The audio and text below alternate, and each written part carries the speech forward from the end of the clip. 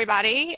This is Leah Hines. I am the Executive Director of the Charleston Conference, and I apologize for a little bit of a delay where we're getting started here with some technical difficulties, but we're ready to roll now. So thanks all of you for being here. I'm really glad that you're here with us. So today's webinar is Teach the Teachers, Instilling Instructional Design Principles in Faculty, and it's sponsored by Credo. So while everyone is getting connected, please take just a moment in the attendee chat to say hello and give us your name, where you're from, what institution or company you're with. And we have a quick poll question about what type of attendee are you? So far we've got overwhelming majority librarian, big surprise there, 97% so far.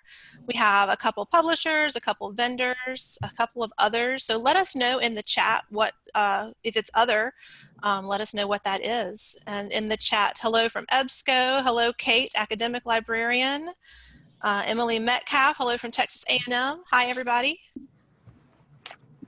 So glad all of you are here today.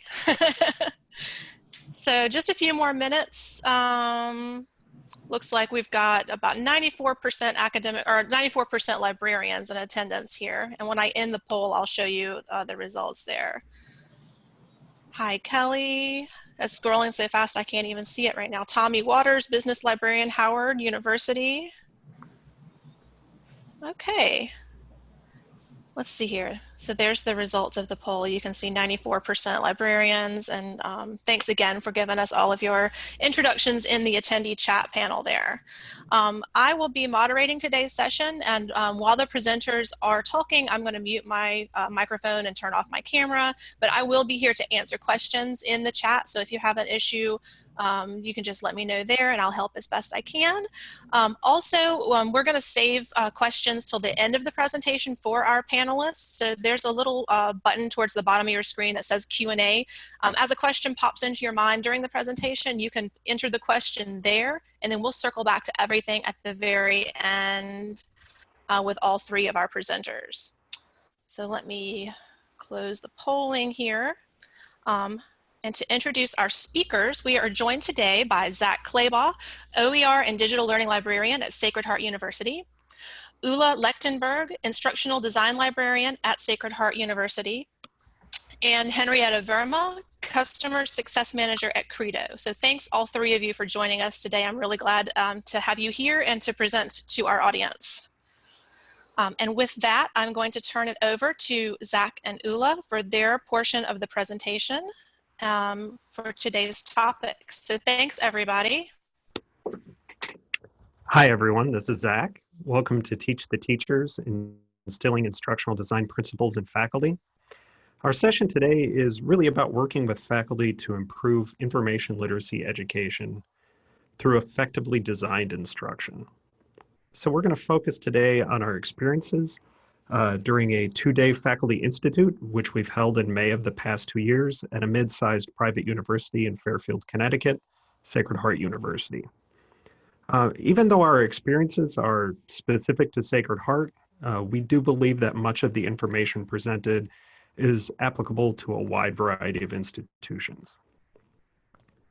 So the topics that we'll be focusing on in today's presentation are best practices for planning a workshop or institute for faculty, approaches to engaging faculty with information literacy instruction, and some reflections on our experiences over the past 2 years. Next slide, please.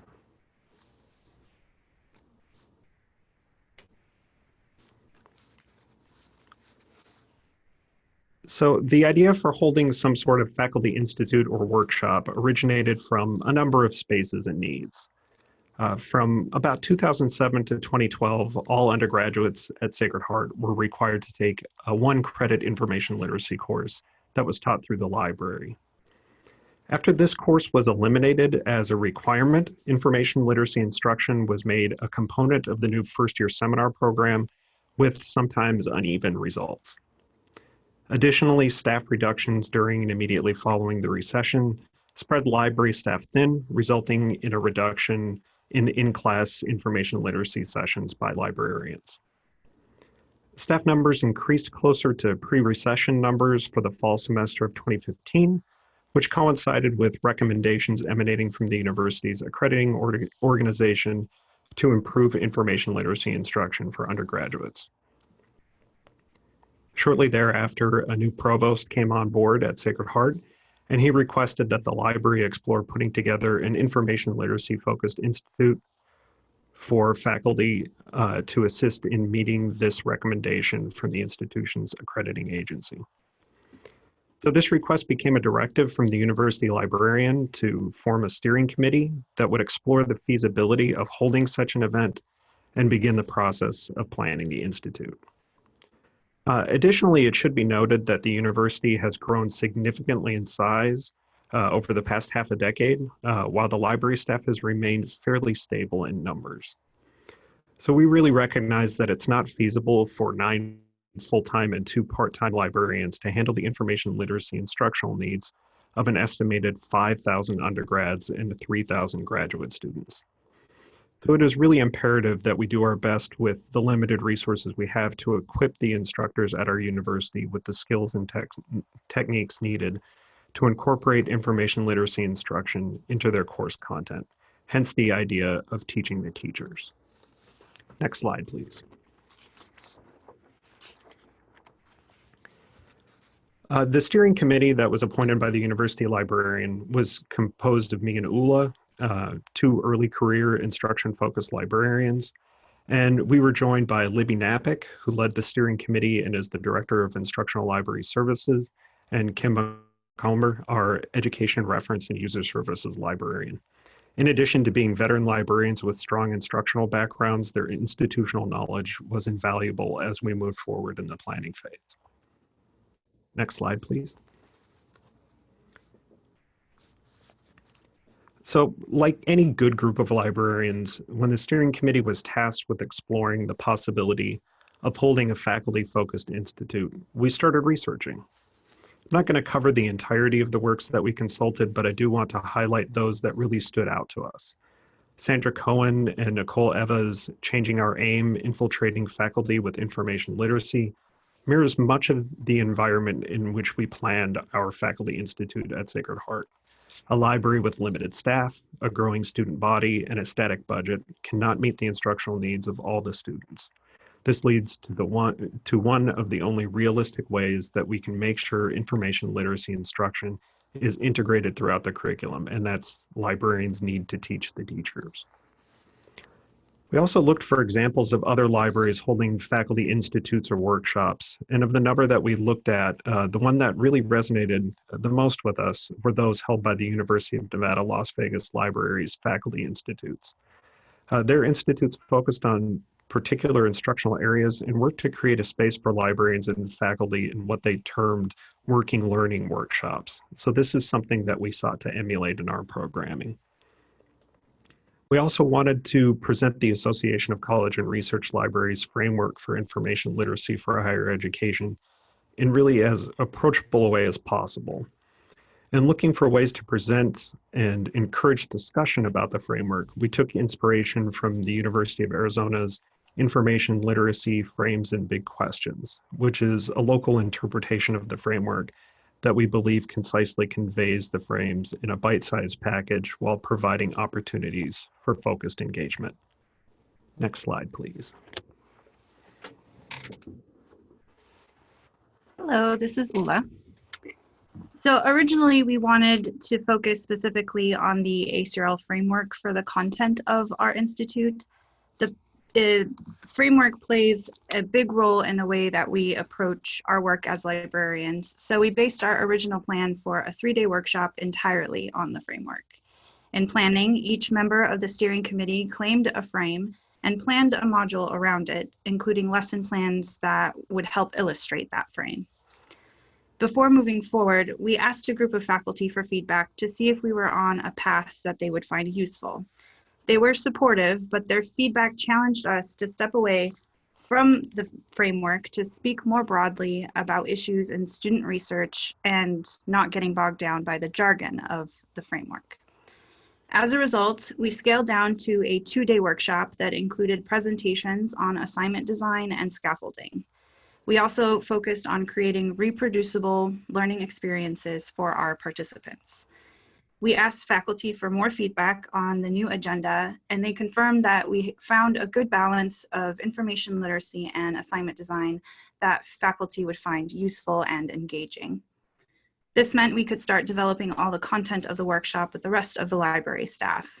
We created subcommittees for the various elements of the Institute agenda and led small groups through the planning process. So after designing, hosting, and slightly redesigning the Institute, we have some key takeaways to share as best practices. We hope this information is useful to those who might be planning something similar at their institutions. It's common for librarians to feel like they can't approach faculty as experts for various reasons, whether real or imagined. Through reference and instruction experiences, however, we are experts in seeing students try to engage in research, and we can leverage that experience to talk to faculty about assignment design. Talking to faculty about how we see their students struggle currently with the assignments they assign can help get faculty to start thinking about what they can do to improve the process so that the product improves as well. Small suggestions about resources or comments about the feasibility of assignments can turn to suggestions about incorporating information literacy skills within the assignments themselves. It was key for us to receive the feedback we did from faculty. It opened up the conversation to assignment design and how information literacy skills can fit within their courses more generally. And even if you can't get a large group of faculty together, approaching them with your ideas as you are developing them will increase the chances that they and other faculty will want to participate in your workshop in the future. So as many of us probably experience, it can be difficult to talk about the framework with those unfamiliar with the jargon. The Round Robin and World Cafe activities, which we will be discussing in depth later in the presentation, allowed us to build a dialogue around the framework that was couched in language that was perhaps more approachable to faculty, rather than risk participants getting lost in the librarian's speak.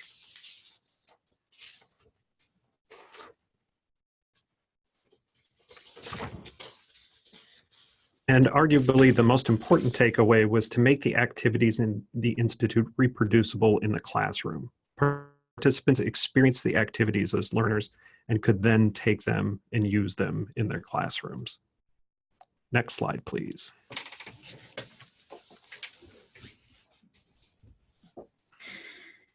So now we'd like to get into some of the details of our workshop, starting with some of the instructional design principles that we followed. As I mentioned before, we saw that getting feedback from our target audience was essential in designing the workshop. Needs assessment is often the first step in most instructional design models. We combined this step with a sort of prototyping where we developed the agenda first before diving into the details of the content and presented that to faculty for feedback. By doing this, we protected library staff time. This was important because although we were sort of mandated to do this type of workshop, it was still a possibility that it wouldn't happen. And we didn't want to monopolize our colleagues' time on a project that did not have a very bright and shiny green light. Leaning into the expertise we have in seeing students trying to do research, we wanted to talk to our participants about designing research assignments. Without calling specific people or departments out, we wanted faculty to realize how difficult it is for students, regardless of their level or major, to dive into the research process.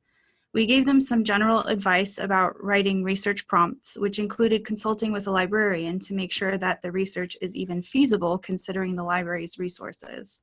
But we also wanted faculty to see they could take some ownership of teaching information literacy skills. Presenting scaffolding was the ideal way to do this. Scaffolding is a way to structure assignments and course materials in a systematic way so that skills and abilities build off from one to the next. By scaffolding research assignments, faculty can support their learning objectives while making the goals and purpose transparent to students. Many faculty already do some type of scaffolding, although they might not realize that that's what it's called. And because of this, it was actually pretty easy to then ask faculty to consider how they might scaffold information literacy skills specifically into their research assignments. I even maybe pushed the bar a little and challenged them to think about alternatives to the research paper that might fit well into their courses and still get students to do some type of research. In reflecting on the first iteration, we realized that our participants were getting lost in the details of designing assignments. They didn't see the bigger picture of their learning goals and objectives for their courses. They got excited about trying new things without really considering how those new things fit into the larger scheme of their courses. For the second year, we added a presentation about Fink's taxonomy of significant learning and backwards design as an instructional design model. The taxonomy of significant learning builds on Bloom's taxonomy by including other categories, such as learning how to learn, leadership, ethics, character, tolerance, and others. Backward design asks instructors to think about how they will know that their students have learned what they wanted them to do. So basically think of assessment first before considering the materials or methods of teaching. Both Fink's taxonomy and backward design ask faculty to really flesh out learning goals and how students will reach them, which honestly might be a new way of course design for many faculty members. We'll talk more about this in our reflections, but this new unit on instructional design sort of fell flat with our second institute. I think presenting these instructional design principles to faculty is still important, but our situation illustrates that a thorough needs assessment is key. Next slide, please.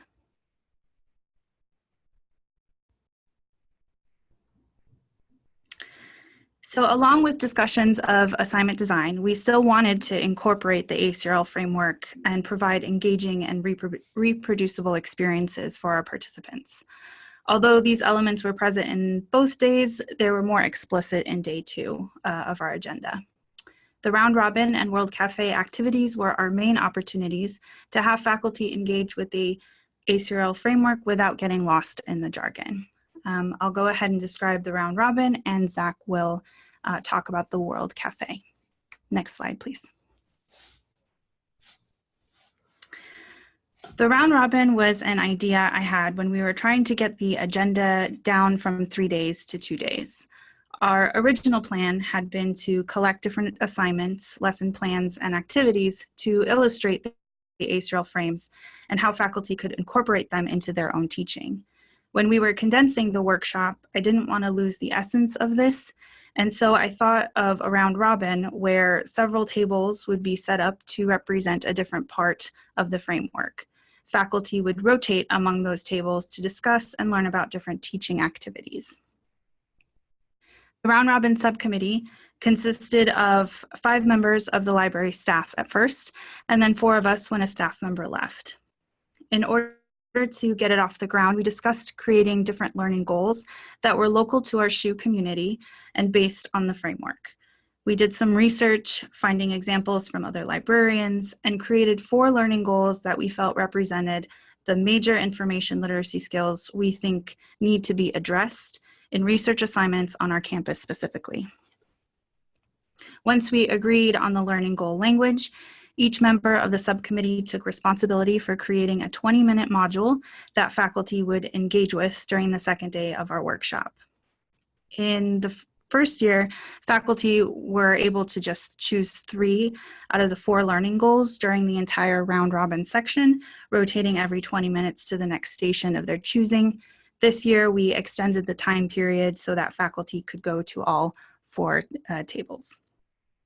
In order to create these modules, each committee member found ideas for assignments, lesson plans, and activities online, primarily on Project Cora and the ACRL Framework Sandbox. Next slide, please.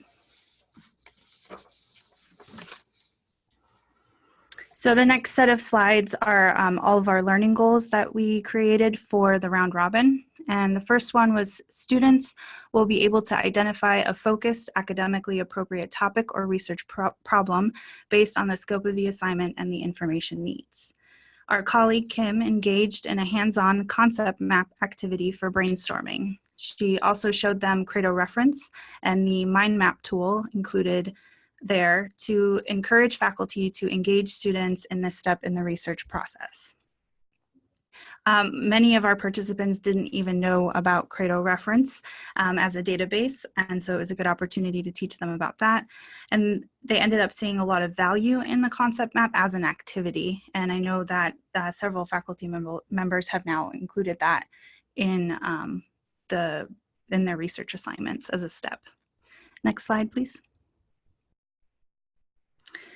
Students will develop creative search strategies to navigate different systems and locate materials relevant to their research assignments.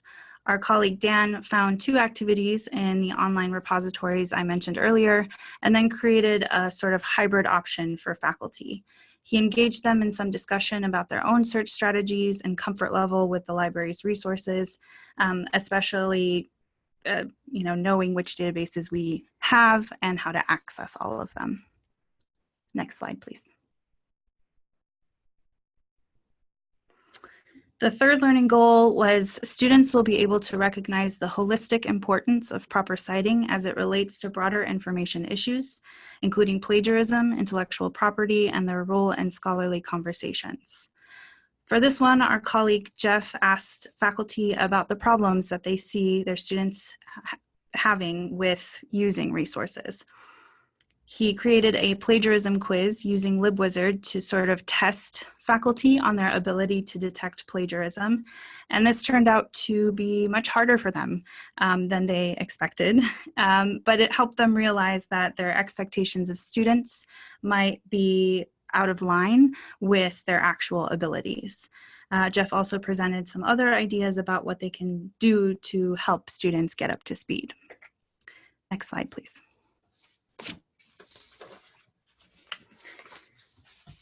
The final learning goal was my responsibility. Students will be able to distinguish various methods of recognizing authority and interpret them within formal and informal contexts. I wanted my 20 minutes to be discussion-based, so I started off with a set of questions. I asked faculty what podcasts, documentaries, newspapers, or other media did they like to read or listen to, watch? Did any of those things inform their own research? How do they determine whether something that they have read or listened to is authoritative, true, or shareable? Then I asked, when did they think they learned how to do this? And how would their students actually learn? Next slide, please. That second to last question, when do you think you learned how to do that, really surprised our faculty. I was forcing them to reflect on their own learning trajectory, particularly within their own field, and to remember a time when they didn't know. Once we've learned certain things, it's hard to remember what it's like to not know them. And our students are often at this stage of not knowing, or at least not fully knowing, particularly when it comes to levels of authority in different contexts.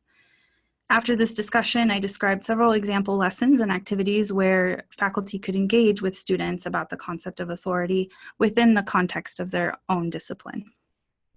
With the round robin, we were able to present a lot of ideas to the faculty in a shorter time frame, and they really enjoyed the dynamic experience. And as I mentioned before, the biggest complaint was that faculty weren't able to go to all 4 tables the first year, so we were able to remedy that with our second iteration in May. Next slide, please. So for the final big activity of the Institute, we really wanted to create a situation where participants could share ideas, some of those aha moments, any questions that they might have, and other things that they had gathered from the previous 2 days of the Institute. So to help them unpack these thoughts and create a larger dialogue around aspects of the framework, I hunted around for dialogue-focused activities that were also kind of low stakes and would offer a positive wind down to the Institute. So one of the activities I ran across was the World Cafe. So in this activity, we set up 4 tables. At each table, we had an assigned host who facilitated dialogue around the frames with questions inspired by the University of Arizona's reinterpretation of the framework. Participants were put into groups and they traveled to each table and spent 7 minutes discussing the questions posed by the table host. Each table had really large sticky notes on them, which acted as the tablecloths, and they had markers, so participants could document highlights of their discussions. And as the groups rotated through the tables, not only did they have interactions with each other, but also had the previous documented experiences to engage with. At the end of this activity, we placed the large sticky notes at the front of the room and discussed big ideas and questions gleaned from the participants' experiences from the activity. This really created a rich dialogue around the frames, information literacy in general, and how these ideas could be utilized in instruction. Additionally, participants consistently made note of prior knowledge built up over the previous sessions that applied to the questions posed. The first year of the Institute, participants commented that there was not enough time at each table. So we expanded the discussion period from 7 minutes at each table to 11. Additionally, we thought that the questions during the first institute were perhaps too reflective of participants' own information practices. So we made a real concerted effort to adjust the language in at least one question at each table to focus more on student learning. The following slides show the current placards displayed at each host table with the questions that were the focus of discussion. Next slide, please.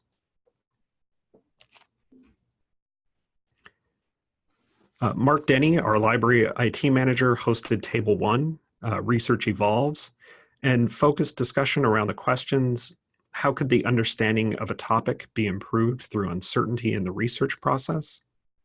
And why is it important for students to consider research as an open-ended exploration and engagement with information? Next slide, please. Table 2, Authority is Contextual, was hosted by our metadata services librarian, Bev Lissaby. And the questions she asked at her table were: how or why do we decide who has authority on a topic? And how might instructors help students navigate issues of bias that privilege some sources of information and silence others? Next slide, please. I was the host for Table 3, Information is Power, and I facilitated conversation around the questions: how do students view the impact of the information ecosystem on their lives? And how could something like open access change creation, publishing, and learning? Next slide, please.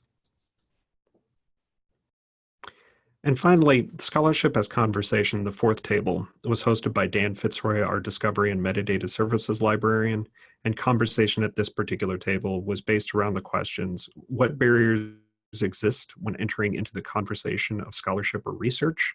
And how can we enable students to participate in the scholarly conversation at the various levels of consumer, critic, and creator?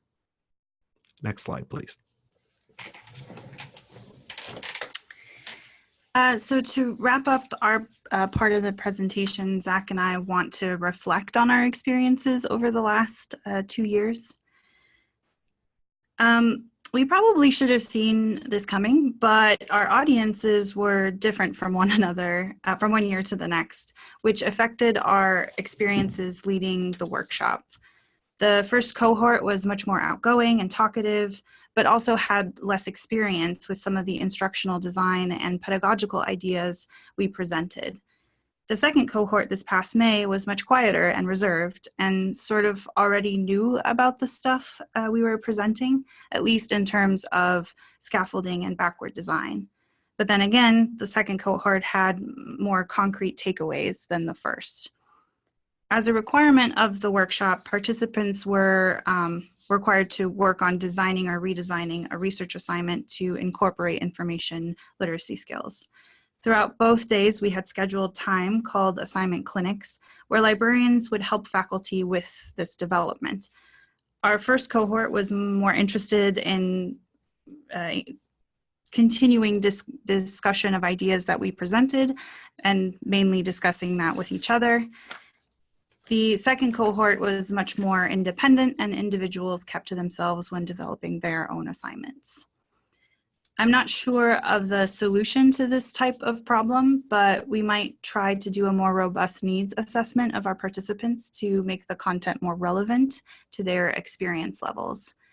But a needs assessment would also have to come pretty early in the planning process so we could cater content. This comes with its own set of problems, as it would require an even earlier announcement and the likelihood of increased attrition as we move closer to the date of the Institute. Another sort of issue is burnout. Working with faculty in this manner has been one of the most professionally satisfying parts of my career thus far, but it has made me and my colleagues very tired. It has taken a lot of effort on our part as a small library staff to put together a 2-day workshop, and it's unclear how much impact it really is having. We've developed very close relationships with some departments on campus, but it's difficult to follow up with others.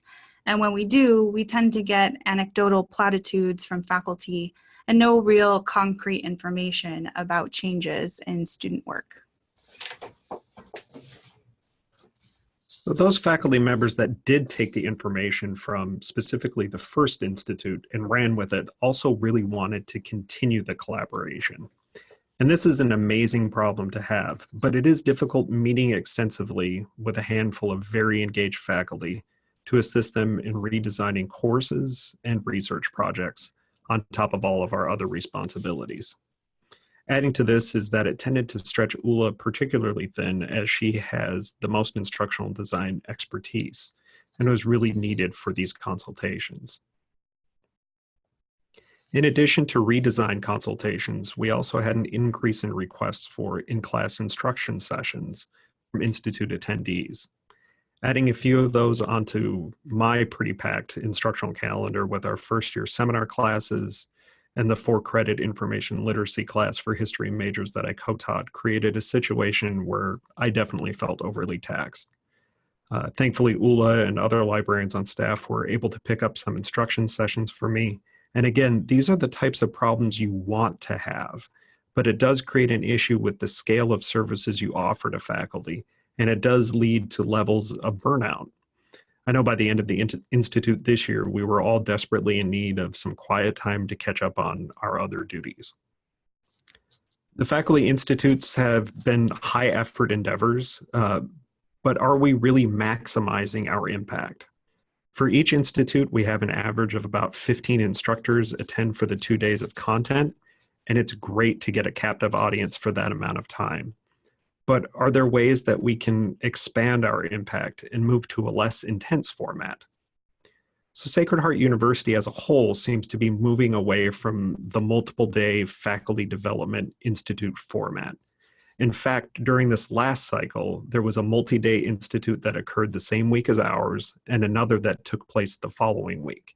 And that is added to a number that take place at other times during the year. To ease the planning burden on university staff and the time commitment to attend by the faculty, the university is looking at shorter workshops, asynchronous web-based modules, and video conferences. The idea is to take some of the great content presented in these longer institutes and spread it out over the course of the year. So this is what we are currently exploring at the library for the coming 2019-2020 academic year. We want to continue the process of teaching the teachers and equipping our faculty with the skills and knowledge they need to better prepare our students for an increasingly complex information environment. But we want to experiment with the means of delivery to maximize our outreach to faculty, play with content to meet the needs of a diverse audience, and ease the burden on library staff to pull off a 2-day institute with all the logistical issues that entails. So at this particular point, we're going to go ahead and hand the presentation over to Henrietta to discuss the Credo IL Strategy Handbook. Thank you, Zach, and thanks, Ula and Leah as well. Excuse me. Hi to all our attendees. I see some familiar names there in the list. Good to see you all. So I wanted to introduce to you this free resource that we have created by Credo staff. It's called our IL Strategy Handbook. And it covers a lot of the issues that Ula and Zach both mentioned today, like the ACRL framework, scaffolding, learning, and all those kind of things. But I wanted to highlight, based on today's presentation, that it covers backwards design and other ideas related to design thinking, and how you can integrate that kind of thinking into information literacy curriculum planning. If you have more time and can look at more areas of the handbook, it also offers advice on setting up a new IL program, information on assessing and improving the program once it's up and running, and marketing your activities to faculty, students, and even parents. You have to get the word out there. So while the handbook covers information literacy generally, it also includes advice on how to integrate Credo's learning tools into your work. Could you show the next slide, Leah, please? And there's a little detail on our learning tools there. You can see that these subscription tools are called View and Instruct.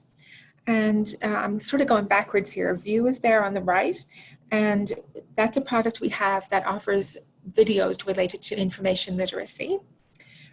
And then we have Instruct as well, and Instruct offers those same videos, but also accompanies them with related tutorials and assessments.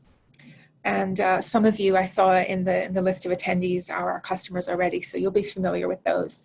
But if you are not already a Learning Tools customer, we'd love to hear from you. And you could contact us at support@credoreference.com. And I wonder if you can put that address into the chat box, Leah, or I will do it afterwards so people can know how to get in touch with us. Could you move to the last slide, Leah, please?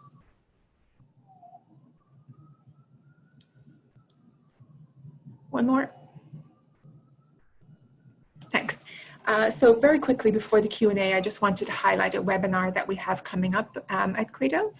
It's called Teaching with Digital Badges, and that's going to be on August 22nd at 2. We've been hearing from a lot of librarians and our customers out there that they want to start using digital badges, also called micro-credentials, in their work. And in that webinar, we will hear some best practices about how that can be done. And thank you. It's now time for the Q&A. Thank you very much to Zach and Ula and Henrietta, all of our panelists. Thank you very much again. It was a great presentation. I learned a lot. We do have, before we start the poll, or the, I'm sorry, the Q&A, let's see here. We have an exit poll. Let's see here.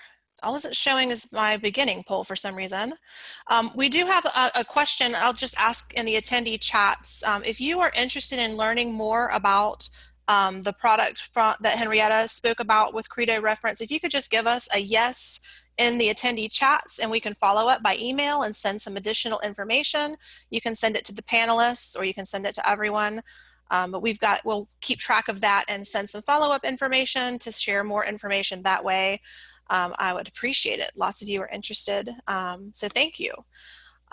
While people are letting us know that they would like to hear more information about that, I'm going to ask Zach and Ula and Henrietta a few of the questions that have come in from our attendees here. And if you have more questions, if something has come up while we're doing the Q&A, if you have additional questions, just hit that Q&A button again and ask, or you can put it in the chat here. So the first question is from Lauren. After equipping teaching faculty to have more confidence and autonomy teaching IL, did you see any move away from requesting library facilitated services? Yeah, I think that was one of the things that came up in the reflection, is that it was interesting. We haven't seen it yet with the second cohort, as we haven't gotten to the fall semester. But the first cohort, we actually saw a slight increase in the number of information literacy sessions. So we were really interested in equipping them with the skills, but I think that there was still a feeling that they wanted to have the library as a more consistent presence in the classroom after what they had experienced in the Institute. Mm. So yeah, we actually saw a slight increase. And that also might have to do with the fact that, so when we created the agenda for the Institute, we really had first year seminar faculty in mind, both full-time and adjuncts, faculty who work specifically with first year students or perhaps even transfer students. But the attendees were from across colleges and departments, some that we hadn't worked with before. So I ended up starting a very close relationship with social work, which didn't before ask for information literacy instruction sessions at all, to doing a ton in the fall. So that sort of explains that part of it as well. Great, thank you, and thanks, Lauren, for your question. Let's see here. Shauna has the next question. Can you please elaborate on pushing the envelope, on suggesting alternatives to research papers? How? What? Sure. I guess I was sort of exaggerating. I didn't push it too far, but just this idea that maybe the term paper or a research paper isn't the be all end all for different programs. And I think it's become sort of a good fallback, but there are other ways to have students practice the research skills without kind of forcing them through the ringer for a research paper. So this is specifically thanks to, I think it's King's College in Pennsylvania. They have, if you Google alternatives to term papers, they have a Word document that has a ton of different options. It's a little bit outdated. So like when you get to the online or databases portion of that list, you probably could come up with something a little bit more up to date. But for example, I think my favorite example from that list is read the references. So faculty would pick a journal article that they would want students to read, the whole class to read, or students could pick their own, and they would read that article, but then challenge students to find what was cited. So kind of follow the breadcrumbs and then read those articles that were cited and see how the scholarly conversation really does happen in sort of in real time or in an actual journal article. So that's just one example. But again, it's the King's College Alternatives to Term Paper Word document. Great, thank you. All right, next question is from Jack. What time during the academic year did the Institute happen? Yeah, so the Institute both years happened in May after commencement. I think it was about a week after commencement. And the feeling has been that that's one of the last opportunities that we'll have faculty on campus before they take off for summer break.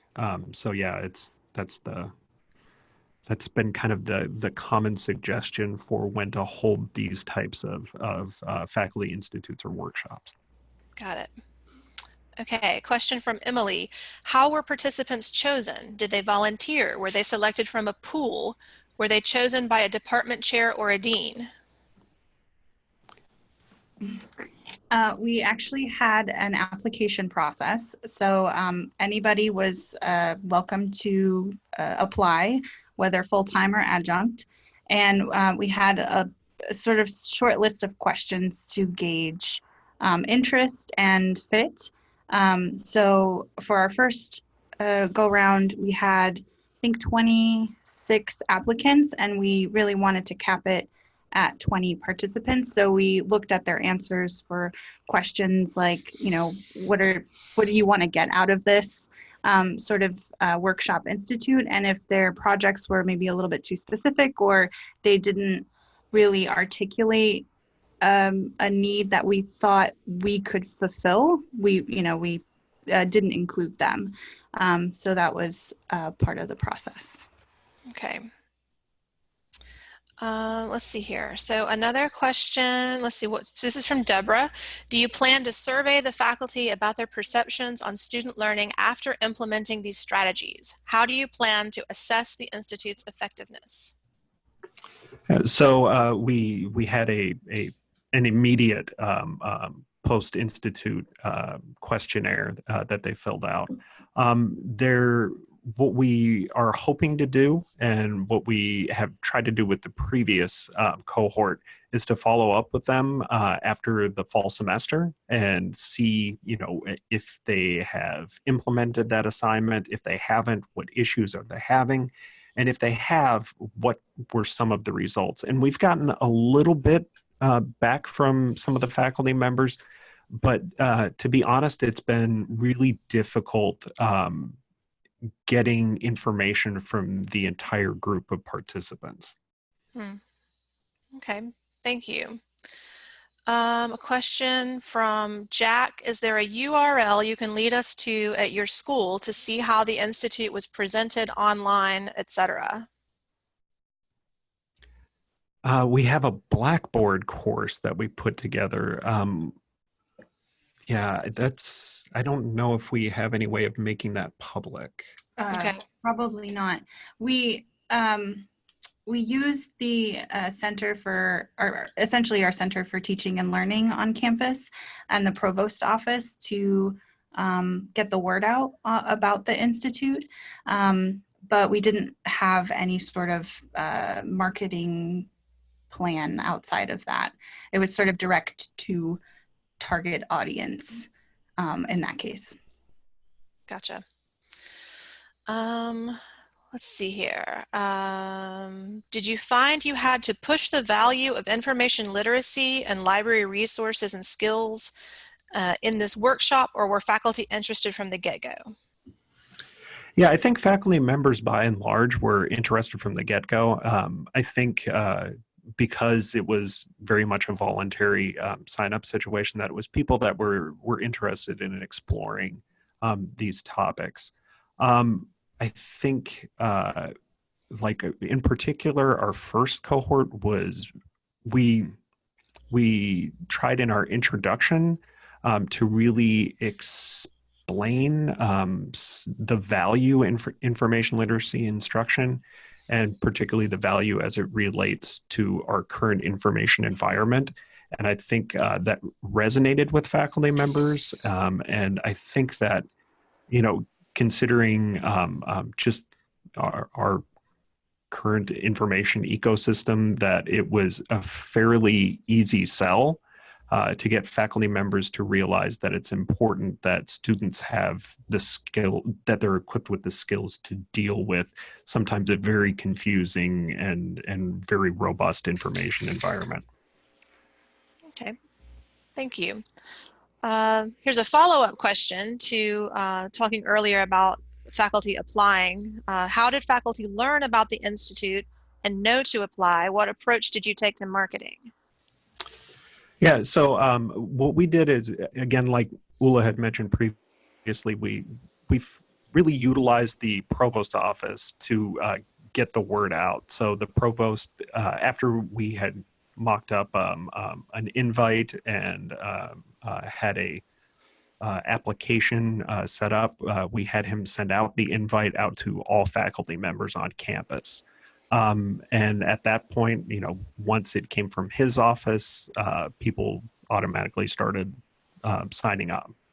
Okay. So I think in cases like this, I think it's really key to have the buy-in of administration. And I think that administration can really be your best ally in getting the word out and really, putting that sort of stamp of approval on what it is that you're doing. Mm-hmm. Okay, I'm going to take a couple of questions from the attendee chat now. From Kelly. Hi, Ula. Can you share with us some of the exercises and activities you use with students concerning the frame of authority is constructed and contextual? I can describe some of the research I've done on that, I haven't been able to teach all of these in instruction sessions yet, but particularly for the first cohort, I focused in on, there's a free ebook called Web Literacy for Student Fact Checkers by Michael Caulfield. And he has sort of, instead of a checklist, like maybe we're used to, or the CRAP test, he has 4 moves to fact checking. And it's really meant, he created it for a new web-based environment, web-based information system, so that it's not just about, you know, that old standard that we might teach students, like, well, if it's a .org, it might be more reliable than a .com. You know, that's not relevant anymore. So teaching students how to read laterally, understanding that Wikipedia can be their friend for fact checking, or Snopes.com or something like that. And I know in conjunction, it's the Web Literacy for Student Fact Checkers by Caulfield, Caulfield. And it's free online. You can just Google that. Can you repeat that again? I'm going to put it in the chat. Web Literacy for Student Fact Checkers. Etta got it. Oh, thank you. Yes, exactly.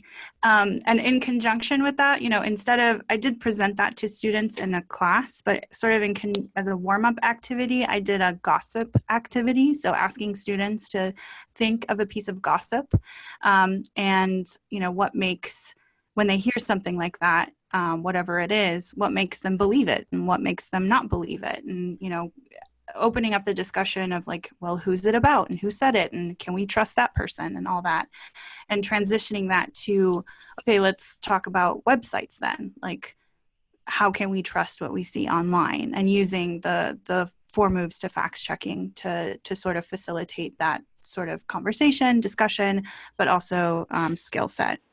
And then this year I talked to faculty about like an authority sort of rubric or table. So posing the question to students, who knows the most about being X? And the example was, who knows the most about being in the foster care system?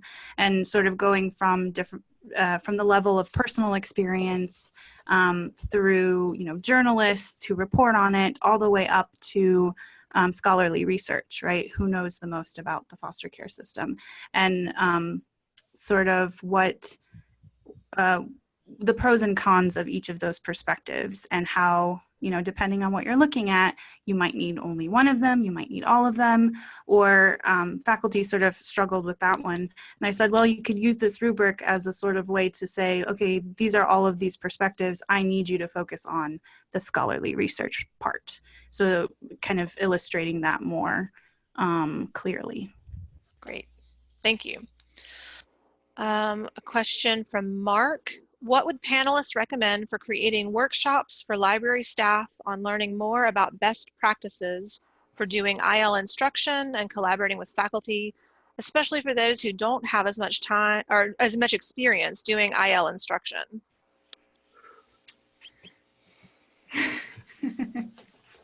That's a doozy. Yeah, that's a tough one.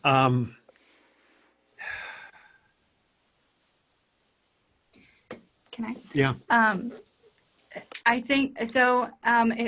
It might be, I don't know if this is a simple thing, depending on how much time and effort, but finding kind of key readings and perhaps starting a reading group with staff, almost like an internal professional development. So I've been to, it was last year at LOEX, the instruction conference, and I overheard a conversation about another library doing Instruction Friday. So once a month, they come together for an hour, however long, and they've either read something together or they just talk about their experiences in instruction and sort of bounce ideas off of each other. And we've tried to do something similar here, not just for instruction, but including information literacy instruction. The library, ACRL instruction roundtable. Every June comes out with the top 20 articles about instruction from that year or from the previous year. So that's always a good place to sort of start and see what's been written about instruction, information literacy instruction, and what you might want to read about. One other thing that I also find really helpful is looking at good lesson plans. Oh, yeah. So I think looking at things like the ACRL framework sandbox or looking at Project Cora, I think that these are really great ways to see how really good instructors put together instruction. So that would be another recommendation that I would give. Great. I think we have time for one final question. I'm going to go back to the Q&A box here. There's a question from Mario. He says, we had collaborated in creating a shared assignment between the English department and the library, but this resulted in librarians being tasked for grading the shared assignment and each responsible for multiple sections. In regards to burnout, my question would be, how to ensure continuity in promoting the integration of information literacy throughout the general education curriculum without overtasking librarians. Whew, another doozy. Another doozy. So we're gonna end on a high note here. Yeah, and I think that that's something that we're going to be talking about now is how are we going to scale this? How are we going to approach this overall project of assisting our instructors in integrating information literacy skills into their classes. So I think on that side, it's a little bit yet to be determined. One thing that I found working with faculty members, particularly whenever you have an assignment that you're doing together, is I make sure that there are clear boundaries about what the library can do and what the library can't do as we're in the process of putting the instruction together. So I would encourage the person asking the question to make sure that whenever you are collaborating with faculty members, so you're not in a situation where the librarians, like in this instance, are getting stuck with grading the papers, is to make sure that before you actually start the process or in that beginning part of the process, to make sure that it's like, okay, this is what the library can contribute to this particular assignment. And I'd also add that you can sort of maybe start researching or developing other avenues of teaching information literacy skills. So we created, and if I don't, this depends on your staffing levels and comfort with technology and all that. So that's, with that's that caveat. Creating, video tutorials that are specific to your community, not just database tutorials for videos because those can get outdated, but other things that you find that all those English classes really need brushing up on. You can make one video and pass that along to the English professors. But also like tip sheets or really looking at the way that you present information on LibGuides or research guides, and sort of getting into looking at the curriculum for different programs, different departments, and seeing where other avenues fit better than just the information literacy one-shots. Got it. Well, thank you again to Zach and Ula and Henrietta. We will have a recording of this session and the slides will be made available on the Charleston Conference website, and you'll get an email when that's available.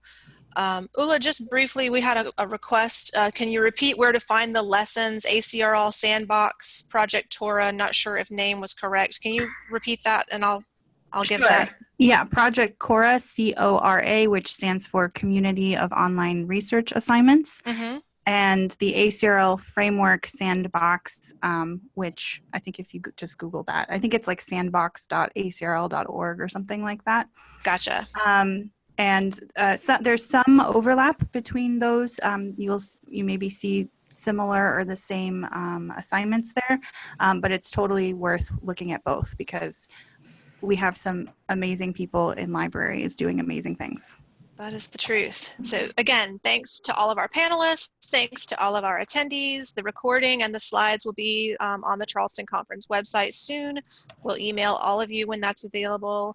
And I hope you have a great rest of your day. We'll see you back for the next Charleston Conference webinar. Thanks, you. everybody. Thank you. Bye. Bye.